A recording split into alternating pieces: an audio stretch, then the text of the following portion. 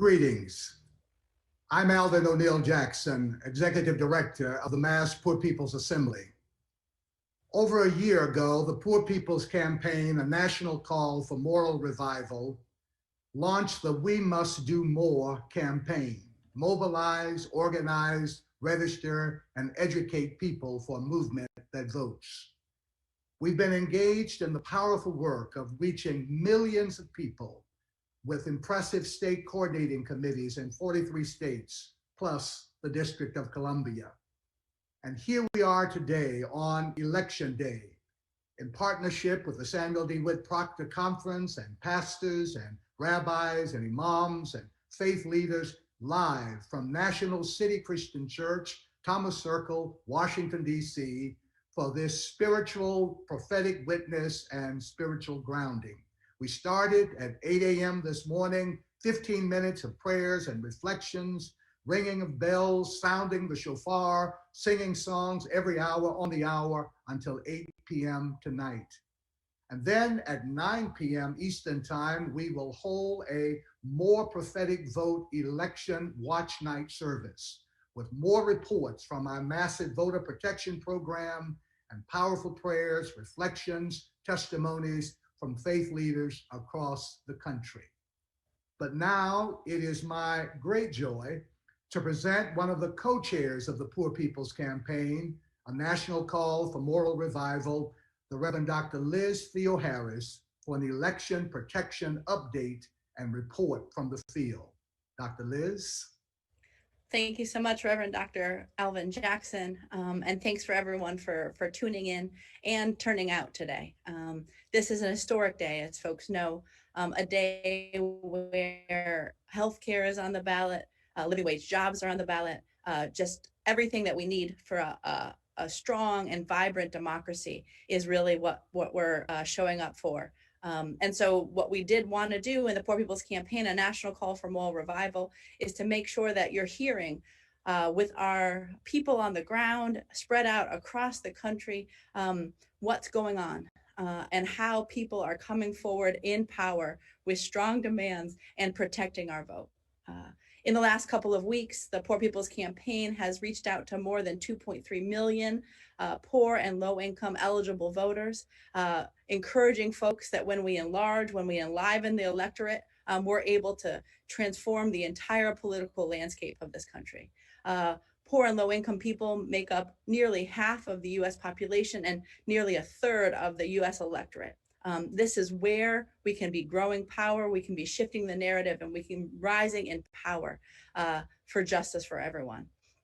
So I want to let people know a little bit of what's going on. We've had people up all night and early this morning at the polls across states, across the country, and it's looking like we are in a fight for our democracy, and that the people are standing tall and standing tough, making sure that we're able to protect, make sure our votes are counted.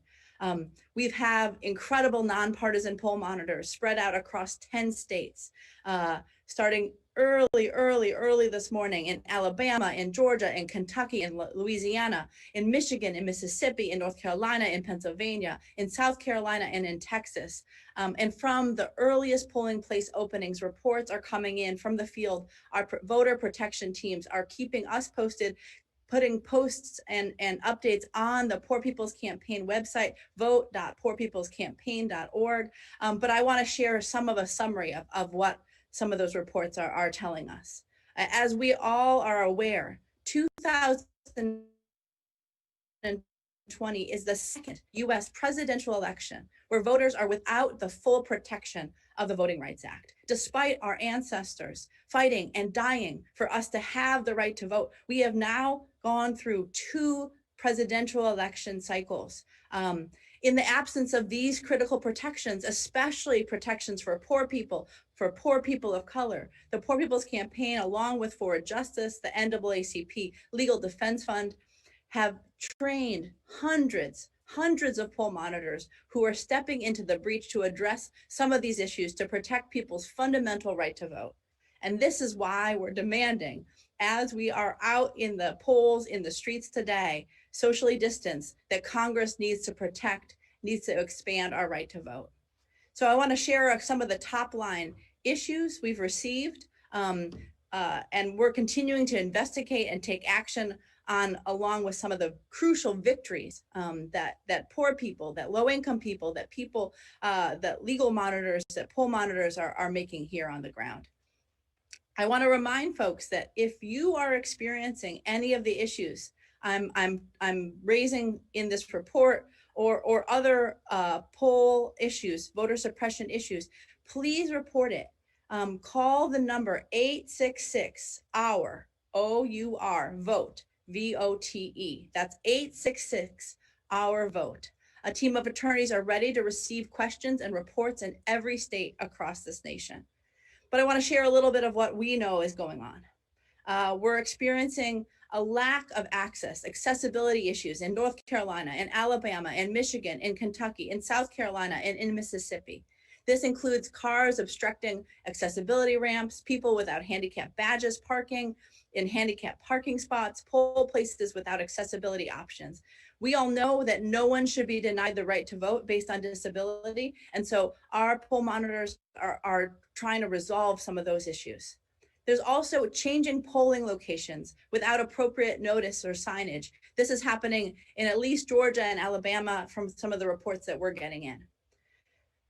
We all know we're living in a public health crisis as COVID is wreaking havoc in the lives and livelihoods of hundreds of thousands, millions of people across this country.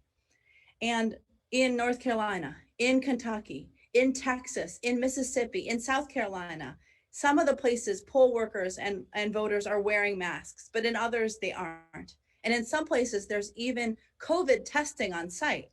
We know that it's important that our health is not be put at risk in this election. We can't substitute one of our rights for another. Our right to vote and our right to health have to go hand in hand. And so if you are placed in this position across the country, please call that number, 1-866-OUR-VOTE.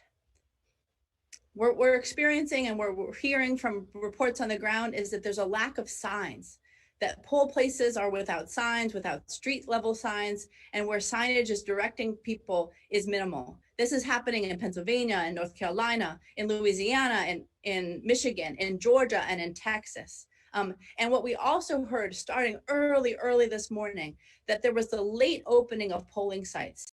This happened in Pennsylvania and in Kentucky and Alabama and South Carolina and North Carolina. Folks were in long lines for hours before polling sites were starting to open up.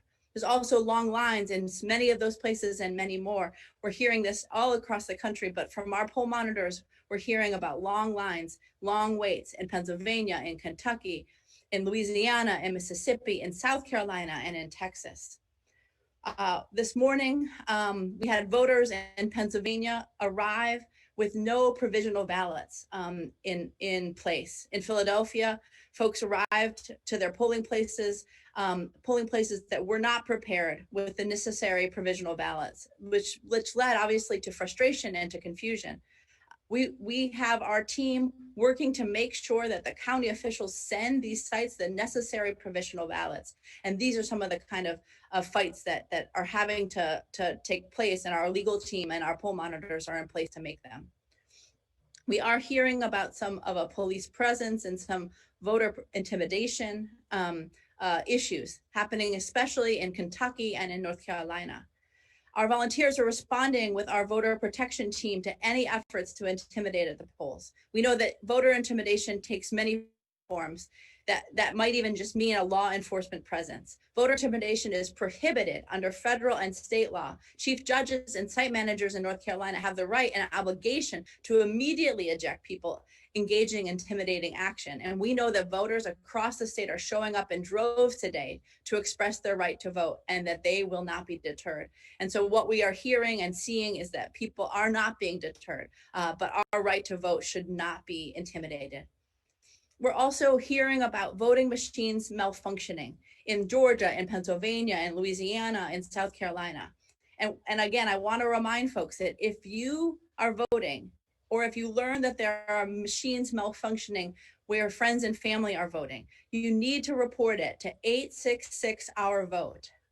Where there have been stoppages in voting, we can advocate for extended time. We can advocate for getting paper ballots. No one should be deterred from voting. And here's a tip. When paper ballots are provided as a remedy, they should be regular ballots. They shouldn't be provisional. One more voter registration issue and voting suppression issue that's taking place today, and that's about voter registration. We know that in too many states beyond the ones that we're monitoring today, voters do not have access to same-day election registration. And so this is why the Poor People's Campaign is pushing for early registration, automatic registration, same-day registration, including on election day as a critical, crucial part of our right to vote. So we want you to know, if you're told that you are not registered or that you are not on the rolls, but believe that you are a registered voter, you have a right to request a provisional ballot today, and you can call 866 Our Vote. So we see all of these issues taking place. We are aware of our powerful poll monitors on the ground. And we also want to tell folks that people are turning up and turning out in this election across the country. In every state that we're defending the vote, reports of voter engagement are profoundly encouraging. We have voters turning out, poll monitors and volunteers, poll workers showing up for shifts before even the sun rose this morning in the cold, ensuring that free, fair access to the ballot is playing an important role in securing our fundamental rights. And so we're inspired by some of the victories that we've already had today. In Kentucky and in Mississippi, we have volunteers going above and beyond, making signs, directing voters at local high schools where signage was resulting in confusion, supporting leadership on the ground, directing people to new polling locations. We know that simple fixes like this can help overcome voting access issues across the country. It takes all of us to make our democracy work. And so we celebrate those people, those heroes and heroines in Kentucky and Mississippi and all over this country that are going above and beyond. In Louisiana, our voter protection team was able to coordinate with the power company to ensure that power would be restored to the greater New Orleans area, where there's a poll site before election day after Hurricane Zeta. No polling sites in New Orleans or in Jefferson parishes were without power from this morning on in all the reports that we received. But if you do hear about a site without power, make sure you call 866 Our Vote. But a powerful work on the part of the voter protection teams to make sure that we have power for this important election. Also in Alabama, in Michigan, and other places, voters have been arriving early to make sure their votes count. In parts of Mississippi, we're seeing record turnout. When we remove barriers to vote, we can build the power for the poor.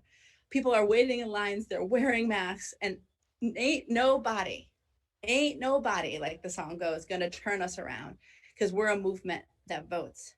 So I just wanna appreciate people for all the work that's going on, celebrate these poll monitors all across the country, celebrate the more volunteers that have been mobilizing and organizing, registering and educating people for a movement that votes, and knowing that when we show up, we can change this country. I want to also remind folks that we have some powerful demands in this Poor People's Campaign, including demands around voting rights.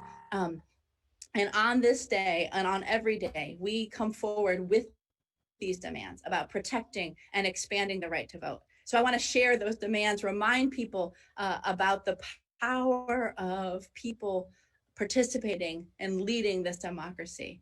We want to reinstate key protections of the Voting Rights Act of 1965, in particular those that call for pre-clearance and for judicial oversight for jurisdictions with a history of racist voter suppression. We are demanding that we update the pre-clearance formula to include jurisdictions that have passed voter suppression laws since 2018, because there are over 20 states that have. We are demanding that we establish the right to participation as an indicator of democracy by ensuring higher registration and participation rates for racial and ethnic minorities and for the poor and low-income eligible voters. We're demanding that we support citizen redistricting efforts that prevent racist and prevent partisan gerrymandering. We demand that we establish more polling places, that we ensure early voting in every state and also vote by mail. We are demanding that we institute online registration, automatic voter registration, same day registration, early registration for 17-year-olds and verifiable paper records. And we're also demanding that we expand the right to vote to the currently and formerly incarcerated. We believe that federal judicial appointments must take into account nominated judges with histories of decisions on voting rights, and we demand that we should make Election Day a national holiday. There is powerful work happening all across this land. I want to thank folks with the Poor People's Campaign, a national call for moral revival, the powerful poll monitors, the organizers, and many of us, of the 140 million poor and low-income people who are rising up to demand justice for everyone. We know that we hold the key to transformation of the society, and we are going to keep on organizing. We're going to keep on showing up, and we encourage everybody to stay in those lines, to report any kind of funny business that's going on, and to stay strong, to stay strong. I encourage you to keep on following updates with the Poor People's Campaign at vote.poorpeoplescampaign.org. I encourage people to tune in to the More Prophetic Vote on the hour programming that the Poor People's Campaign is doing with Samuel DeWitt Proctor Conference. And I ask folks to show up this evening at 9 p.m. Eastern Time till 11:15 Eastern Time for a watch night voter protection service. We'll be updating folks throughout the day. You can tune in again at 6:30 Eastern Time for another update about what we're learning on the ground. And we know that ain't nobody gonna turn us around, that everybody has a right to live, that everybody has a right to vote and to participate in this democracy, and that when we come together, when we band together across all of our differences, when we come and rise in power and we put forward a vision of society that can make poverty history, that can end racism, that can take on this climate crisis, that can turn our war economy into a peace economy, and that can challenge this distorted narrative, this narrative that blames poor people and immigrants and people of color for all of society's problem, this narrative that tries to pit us against each other and feed us the lie that this is as good as it gets, it can't get any better than that there's scarcity, when we're indeed living in a world of beautiful abundance. But that when we shift that narrative, when we build the power of poor and low-income people into a mighty force that votes together, that organizes together, and that raises a sound for justice together, that we indeed can change this nation. We thank you for joining us right now. Please tune in at 2 o'clock for the More Prophetic Vote, and on the hour at 3 o'clock, at 4 o'clock, at 5 o'clock, at 6 o'clock, at 7 o'clock, at 8 o'clock Eastern Time today. And at 6:30, come back and hear more about what's going on with our powerful voter protection plan. We'll be in touch. Ain't nobody gonna turn us around. We're gonna rise in power and be well. Thank you so much.